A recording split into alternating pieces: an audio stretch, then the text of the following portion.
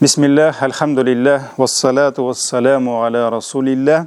Ассаламу алейкум, қадірлі ғазиз дин қардашларым. Ризықларны кеңейту ішлерін давам етебіз. Һәм біз сіздің білән, шыннан да бик мөһим болған ризықны кеңейту сіріне кірдік, аны башладық, ул да болса шүкір иту. Һәм Аллаһы Тәғәләгә шүкір иту мәсьәләсенә туқталдық. Шүкір қылып яшау. Аллаһы Тәғәләгә шул қадар безне якынайта торган, аның ризалыгына ирештирә торган гамәл, әгәр шайтан шүкердән дә хәерлерәк гамәл тапса, ул шушы гамәл юлына чыгып басар иде һәм безне туктатырга тырышыр иде. Аллаһы Тәғәлә бу хакта Коръәни Кәримдә шайтанның вәгъдәсен, шайтанның сүзләрен китерә һәм әйтә: "Thumma لآتينهم من بين أيديهم ومن خلفهم وعن أيمانهم وعن شمائلهم." Аллаһ Тәғәлә әйтә: "Мин шайтанның сүзләрен китерәм, мин аларның ди шайтан, алларыннан һәм артларыннан, уңнарыннан һәм сулларыннан киләчәкмен." Ягъни ни өчен? Котырту өчен, вәсвәсә кылу өчен, хак юлдан тайпылдыру өчен, һәм ахырында нәрсә ди? "Вәлә таҗиду аксарахум шакирин."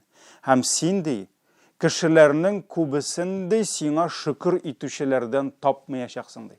Ягъни бик күп кешеләр сиңа, синең нигъмәтләреңә карата рәхмәтсез булачаклар ди. Әгъраф сүрәсе 17-нче аят.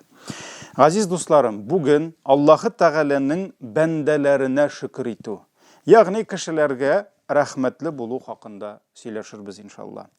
Аллаһы Тәғәләнең нигъмәтләрен күрә белеп, шуларга шөкер итеп яшәү кешене башка кешеләрнең дә аңа булган яхшылыкларын күрергә, аларга да рәхмәтле булырга өйрәтә. Иң элек әйдәгез сорау куябыз. Мөселман кешесе нинди булырга тиеш? Мөселман үзенең һәр эшен ихлас күңелдән кыла. Нәрсәсен ул ихласлык? Кайбер кешеләр мин чын күңелдән эшлим диләр, әмма ләкин чын күңел, ихласлык дигән нәрсәнең нәрсә икәнен белмиләр. Ихласлык кайчан син үзеңнең кыласы изгелегеңне бер генә зат өчен кыласың? Аллаһ өчен. Аллаһ миннән разый булсын дип кыласың, һәм шушы изгелеккә җавап буларак син Аллаһыдан гына рәхмәт көтәсең, башка берәүдән дә бернинди мактау, олуглау, рәхмәт сүзләре өмет итмисең. Менә бу ихласлык дип атала, һәм җәмәгать ихлас булу ул җиңел эш түгел. Әгәр мөселман икенче бер кешегә изгелек кылса, ул шушы изгелеге өчен рәхмәтне Раббысыннан көтә һәм Раббысының ризалыгы өчен өметләнеп эшли. Һәм ул аларның мактаганнарын да, рәхмәт укыганнарын да көтеп утырырга тиеш түгел. Аллаһы Тәғәлә Коръәни Кәримдә ихлас бәндәләренең сүзләрен китерә. Инсан сүрәсенең 9-нчы аятында. Нәрсә ди? "Иннама нут'имукум ливаҗһиллаһ." Без сезне ди, ягъни хаҗәте төшеп килгән кешеләрне ди, без сезне ашатабыз ди. Ашатабыз, чөнки сөекле пәйгамбәрбез вакытында бигрәк тә кешеләрне ашату ул мөһим булган, чөнки кешеләрнең ризыгы булмаган. Ярый, без бүген күпкә җиңелрәк заманда, мул заманда яшибез. Без сезләрне ашатабыз ди. Ни өчен? Фақат Аллаһ ризалыгы өчен генә ди. "Ла нуриду минкум җазаан ва ла шукура." Һәм сездән ди һич бер түләү һәм шөкер сүзләре көтмибез ди. Менә бу мөселманның тормыш кагыйдәсе, тормыш девизы булырга тиеш. Без изгелекне кылабыз, "Ла нуриду минкум җазаан ва ла шукура", һәм изгелегебез өчен сездән һич нәрсә өмет итмибез, рәхмәт әйтүегезне көтеп утырмыйбыз. Шуңа күрә кешеләрнең ризалыгы ирешерлек максат түгел дигән борынгылар. Әгәр игелек кылып, кешедән рәхмәт көтә башласаң, көтә утыр инде. Шуңа күрә изгелекне без Аллаһ өчен кылабыз. Рәхмәтен дә аннан көтәбез. Изгелекне кыл да суга сал, балыклар гына күрсен дигән халык. Шуңа күрә, газиз дусларым, әгәр дә изгелектә дәвамлы буласың килсә, һәм изгелегең кабул булып, бәрәкәтле булсын дисәң, хәтта иде үзеңнең ир кеше хатынына изгелек кыла икән, ул рәхмәтне иңелек хатыныннан түгел, Аллаһыдан көтәргә тиеш. Күп кенә хатын кызлар, мин көне-төне иремә хезмәт итәм, әмма ләкин аннан бер рәхмәт ишеткәнем юк диләр, мин аларга әйтәм, Аллаһ ризалыгы өчен кылыгыз, Аллаһыдан рәхмәт өмет итегез ди. Шуңа күрә изгелекне кылабыз, Аллаһыдан рәхмәт көтәбез. Моның хикмәте нәрсәдә? Аллаһ субханаһу ва тәгалә безләрне өйрәтә ихласлык белән яшәргә. Әмма ләкин икенче бер кеше безгә килеп изгелек кылса, менә монда ярамый аны рәхмәтсез калдырырга. Ярар, Аллаһ өчен кылгансың икән, рәхмәтне Аллаһыдан көт. Ул сине үзе рәхмәтләр дип әйтү дөрес түгел. Ни өчен? Үзебез өмет итмибез, әмма кешегә рәхмәт белдерәбез. Пәйгамбәрбез саллаллаһу алейхи ва саллям әйтте: кешеләргә шөкр итә белмәгән Аллаһыга да шөкр итмәс диде.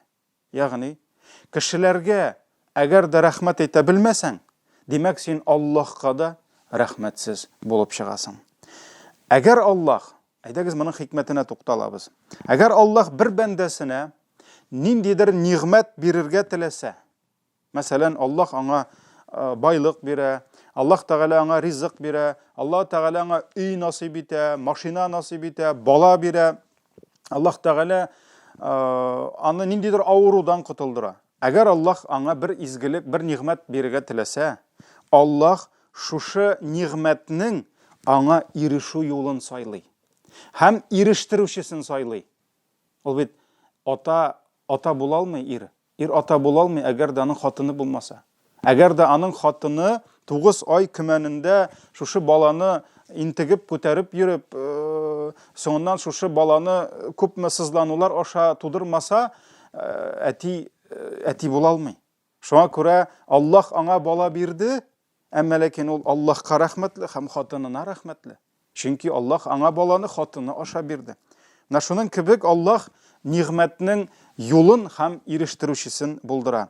Һәм сиңа шушы Раббыңның нигъмәтен кем алып килсә, синең шушы ирештерүчегә рәхмәтле булуың нигъмәтнең хуҗасына рәхмәтле булуың дип атала.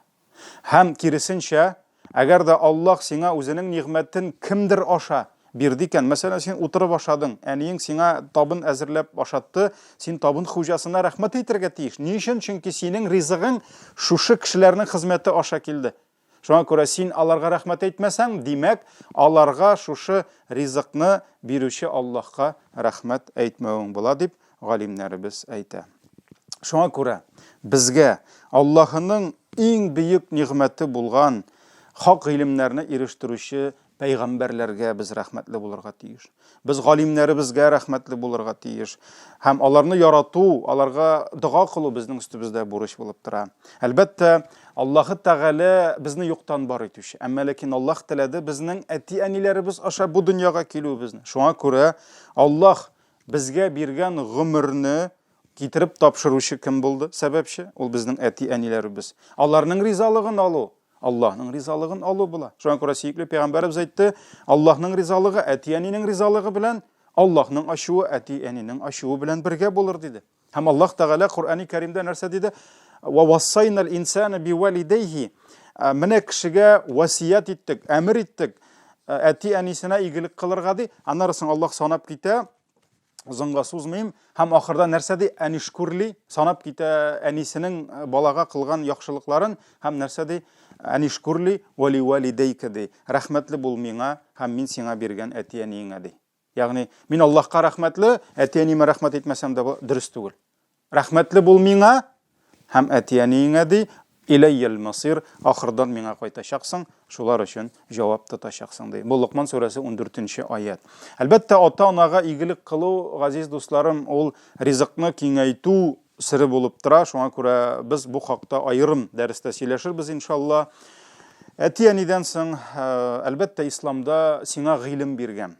Сиңа ак белән караны аерыга өйрәткән, җәһәннәм юлыннан чыгарып җәннәт юлына чакырган остазларга, гомумән безгә файдалы, хәтта дөньяви гыйлем бирүче укытучыларга рәхмәтле булу да ул Аллаһка рәхмәтле булуга кайта. Чөнки гыйлемне кеше ничек таба? Гыйлемгә хөрмәт һәм гыйлемне бирүчегә хөрмәт аша таба. Әгәр дә кеше гыйлемне хөрмәт итмәсә, әгәр дә кеше остазны хөрмәт итмәсә, ул беркайчан да ул гыйлемгә ирешмәй. Бүген без кызганыч, бүген без күрәбез җәмгыятьтә укытучыларның, остазларның, тәрбиячеләрнең бөтенләй дәрәҗәләре юк. Хәтта бүген мәктәптә бала икеле алса да, моңа бала түгел, укытучы гаепле. Шулай бит. Әгәр дә укытучы, ул да кеше, ул бит кайвакыт өеңдә 2 бала белән дә, 2 балаң белән дә шыгарыңнан чыгасың. Аның каршында 20-30 берсеннән берсе акыллы, берсеннән берсе сәләтле балалар утыра. Кайвакыт аларның да сабырлыклары бетәдер. Шулай бит. Бераз тавыш та күтәрәләрдер. Ләкин Алла сакласын. Шунда хискә бирелеп, укытучы апа нәрсәдер кычкырып ташласа, әйтеп ташласа, булды, баш бетте, прокуратурага аны чакырталар. Шулай бит. Яки бөтенләй шыпырт кына видеога төшереп, YouTube'ка куеп, бөтен илгә мәсхәрә итәләр. Илгәре заманнарда җәмәгать остазның дәрәҗәсе башка булган. Һәм менә моннан 100 ел элек ул инде безнең муфтиебез булган, хөрмәтле хәзрәтебез, аны инде без хәзрәтләр хәзрәтебез дибез, галимебез диләр, тарихчылар безнең тарихчыбыз диләр, укытучылар безнең педагогыбыз диләр, журналистлар безнең журналистыбыз диләр алар, язучылар язучыбыз диләр. Ул бөтен яктан булган Риза Фәхретдин хәзрәтләре, аның шәкертлек әдәбе дигән әсәре бар. Менә әле бу дәресне әзерләгәндә махсус шул китапны эзләп таптым. Сез аны укыгыз, мөмкинлек булса, шәкертлек әдәбе дип атала. Менә укучы ничек мәдрәсәгә йөрергә тиеш, ничек укытучыны хөрмәт итәргә. Менә шундый юллар анда бар. Риза Фәхретдин әйткән, шәкерт дигән укучы, остазы, ягъни укытучысының гайбәтен сөйләмәсте. Ягъни аның артында, аның турында яман сүзләр сөйләмәсте. Әгәр кеше сөйләсә, риза булмасты. Китеп барыр ди. Зарурият булмаганда, әгәр дә инде необходимость булмаганда, аның алдыннан йөрмәсте. Чөнки элекке заманда, илгәре заманда укытучы бара икән, бөтенесе аның артыннан барган. Укытучыны бер кайчанда артка чыгармаганнар, алдан барган ул. Укытучының урынына утырмасты. Ягъни аның өстәл артында беркем дә утырмый, чөнки ул укытучыга хөрмәт. Аның рөхсәтеннән башка аның каршында сөйләмәс. Мәсәлән, авызын ачып сорау булса, ни булса, рөхсәтен сорый, сөйләмәсте. Аның ачуыннан куркырды. Аның үзен түгел җәмәгать, карагыз, аның балаларын, якыннарын һәм дусларын хөрмәт итәрде. Үзен генә түгел, хәтта аның балаларын, бу минем укытучымның баласы дип, аның баласын да хөрмәт итәрде. Һәм Риза Фәхретдин бу абзацны инде тамамлый Абу Ханифаның сүзләре белән. Абу Ханифа әйткәндәй, Хаммәтне хөрмәтләвем, Хаммәт Абу Ханифа хәзрәтләренең остазы, шушы остазымны хөрмәтләвем сәбәпле аның йортына, яшәгән өенә таба аякларымны озатмадым ди. Ягъни өенә таба аяк сузып утырмаган. Уйлап карагыз, менә монда минем укытучым яши. Мин аңа карата аягымны сузып утырмыйм хөрмәт йөзенә. Менә моны күз алдына китереп булмый, ләкин ул булган. Остазга хөрмәт булган, шуңа күрә сиңа гыйлем биргән, сине укырга, язарга, санарга өйрәткән, акчаны бит яхшы саныйбыз. Шуңа күрә синең остазыңа да хөрмәт, ихтирам кирәк. Ул менә күбебез моны караган, бәлки укытучылар исән дә түгелдер инде. Бәлки каядыр авылда, аның мәктәбендә укытып, бүген пенсиядадыр. Табыгыз телефоннарын, алыгыз адресларын, барып килегез, шалтыратып хәлен белегез. Чөнки бу безнең алган белемнәребезнең бәрәкәтен арттыра иншалла. Шулай ук рәхмәтле булу гаиләдә. Ир хатынына карата, хатыны иренә карата, чөнки җәмәгать гаилә проблемасы нәрсәдә, егет белән кыз бер-берсен табышып, кавышып, гаилә булып яши башлагач, баштарак бер-берсенең хезмәтен күрәләр. Ләкин үтә биротна бер ай, бер ел, алар аннан соң күнегеп китәләр һәм шулай булырга тиеш дип яши башлыйлар. Пәйгамбәрбез саллаллаһу алейхи ва саллям үзенең бер куркыныч хәдисендә нәрсә ди? Җәһәннәмнең күпчелек әхилләре хатын-кызларны күрдем ди. Бу сүзне ишеткәч, бөтенесе куркып кала. Нәрсә сәбәпле ди? Пәйгамбәр саллаллаһу алейһи ва саллям күфрлекләре сәбәпле ди. Күфрлек бит инде ул беләбез нәрсә? Имансызлык, танымау, күрмәү. Шуннан соң сахабалар сорыйлар: Аллаһка һәм пәйгамбәргә күфрлек кылганнармы ди? Пәйгамбәр саллаллаһу алейһи ва саллям әйтә: Юк ди. Изгелеккә күфрлек кылганнар ди. Әнчек ди. Пәйгамбәр саллаллаһу алейһи ва саллям әйтә: Менә аның ире ди, хатынына хезмәт итә ди, акчасын да алып кайта, ризыгын да алып кайта ди, яхшы ди, ләкин көннәрдән бер көнне ди, үзенең вазифасын үти алмады ди. Әллә акчасын алып кайтмады, ризыгын алып кайтмады, булдыра алмады. Ул инде бөтен кешедә булырга мөмкин. Һәм хатыны ди, аның моңа кадәр бүтән кылган яхшылыкларын онытты да, нәрсә, бу ирдән гомеремә бер яхшылык күргәнем булмады дип әйтте ди. Ягъни иренең аңа булган яхшылыкларына күфрлек, рәхмәтсезлек дигән сүз. Менә монда да игътибар итегез, Пәйгамбәр саллаллаһу алейһи ва саллям рәхмәтсезлекне күфрлек ди. Чөнки беренче дәрестә шөкр турында без иман белән шөкр бергә килә дидек, күфрлек белән шөкерсезлек бергә килә дидек. Менә монда да хатыны онытты ди. Һәм шуннан да ул инде хатын-кызның җәмәгать бер сыйфаты бик тиз яхшылыкларын онытып, инде бу ирдән гомеремә бер бу мужиктан яхшылык күргәнем юк булмады дип әйтә. Шуңа күрә, әлбәттә, бу хадис рәхмәтсез ирләргә дә кагыла. Чөнки никахтан соң яшь хатын ничек әйтергә, иренә бер көн тәмле ризык пешерә, бер ай пешерә, ире инде рәхмәт яусын, ул аңа өйрәнмәгән бит. Ниндидер бер чит кешенең баласы моңа көн саен тәмле итеп ризыклар пешерә, шәйләр ясый, рәхмәт яугыры матурым, синнән дә яхшы хатын юктыр дип шатлана, ләкин тора бара ул моңа күнегә, өйрәнә һәм рәхмәт хисләре нәрсә юкка чыга. Һәм хатынның ире кайтуга, ашарга әзерләүне ул инде шулай тиеш дип карый. Һәм киресенчә хатын-кызлар да шулай. Менә ир таба, акчасын таба, иен булдыра, машинасын ала, анда әйтик чит илгә барып кайта, нинди яхшы, бер көнне ирәнде, ярар эшләсен ди, алып кайтсын ди, аның эше шул бит ди мужикның ди. Менә шулай иттереп, бер-береңә изгелек кылу, изгелек булудан туктый да, кыры бурычка әйләнә. Менә шуңа күрә ир белән хатынның да күп вакытта бер-берсенә карата хисләренең суынуы, мәхәббәтнең бетүе ахыр чиктә шул рәхмәтсезлеккә дә әйләнеп кайта. Шулай ук җәмәгать бик мөһим нәрсә, сиңа яхшылык кылучыларга рәхмәтле булу. Әлхәмдүлилләh, без инде сөйләштек бу хакта. Аллаһ безгә төрле дәрәҗәләр биргән, Аллаһ Тәгалә безгә төрле мөмкинлекләр биргән. Шуңа күрә бер бала хәзер бит инде менә Голливудта да без, Голливуд киноларында да күрәбез бит инде, карамасак та ишетәбез инде. Мәсәлән, бик популяр балалар арасында, мәсәлән, Супермен, анда Человек-паук. Алар бит инде шундый кешеләр, хәтта без үскәндә дә бар иде бит инде анда Шварценеггерлар, бар иде анда Рэмболар. Алар бит инде шундый кешеләр, әйтерсеңләр, шундый образ төзиләр, ул ашамый, эчмий, йокламый, ул гөл көчле, ул бөтенесен җиңә. Һәм менә шуннан да бала сорый әтисеннән. Әти, нигә бөтен кеше Супермен түгел ди? Ул бит яхшы булыр, беркем бөтенесе көчле, бөтен кешегә бөтен нәрсә җитә, беркемгә берәйбер кирәкми. Менә җәмәгать беркемгә берәйбер кирәкми. Менә бу зур бәла. Шуңа күрә Аллаһ бөтен кешене Супермен итми. Суперменнар югалар. Без һәрберебезгә кемгәдер бер-беребезгә кирәкбез. Әйткәнебезчә, бу хакта сөйләштек инде. Авырсаң табибка барасың. Табиб машинасын ясатырга сиңа килә. Машинасын ясатучы укытучыга баланы илтә. Менә шулай итеп без бер-беребезгә хезмәт итәбез. Һәм әлхәмдүлилләh, мөселман кешесе әгәр дә аңа кемдер яхшылык кыла икән, аңа рәхмәтле булырга тиеш. Имам Ахмад, Абу Дауд риваятларында килә, Пәйгамбәр саллаллаһу алейһи ва саллям әйткән, әгәр дә сезгә бер кеше игелек кылса, аңа тиешенчә түләгез ди. Түләгез ди. Ягъни аның игелегенә бирегез әҗрен ди. Бирегез ди. Әгәр түләрлек нәрсә таба алмасагыз, мин аңа җитәрлек дәрәҗәдә түләдем дип белгәнче, аның өчен изге дуа кылыгыз ди.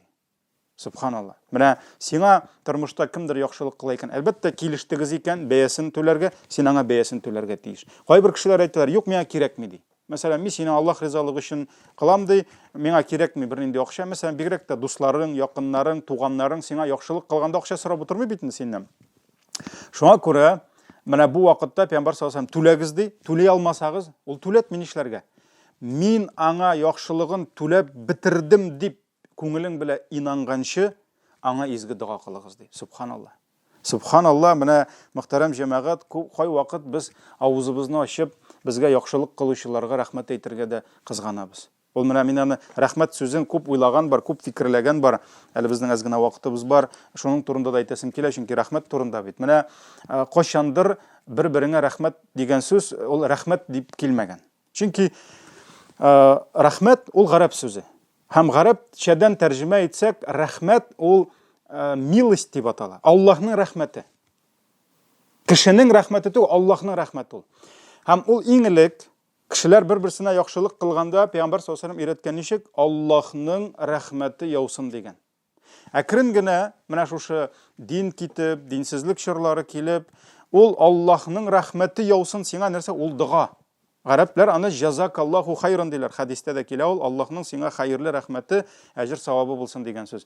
Ул әкрен генә Аллаһның рәхмәте яусын дигән дуга, Аллаһны алып аттык. Ул бәлки калгандыр, рәхмәт яусын. Ләкин аңлашыла инде, яусын рәхмәт, ягъни Аллаһның рәхмәтләре сиңа яусын. Әкрен генә яусын, ул чып калды да рәхмәткә әйләнде. Һәм менә бер-береңә яхшылык кылгач, рәхмәт. Ягъни нәрсә дигән сүз? Милость. Аның бит инде мәгънәсе юк. Шуңа күрә безгә яхшылык кылалар икән, Аллаһның рәхмәте яусын.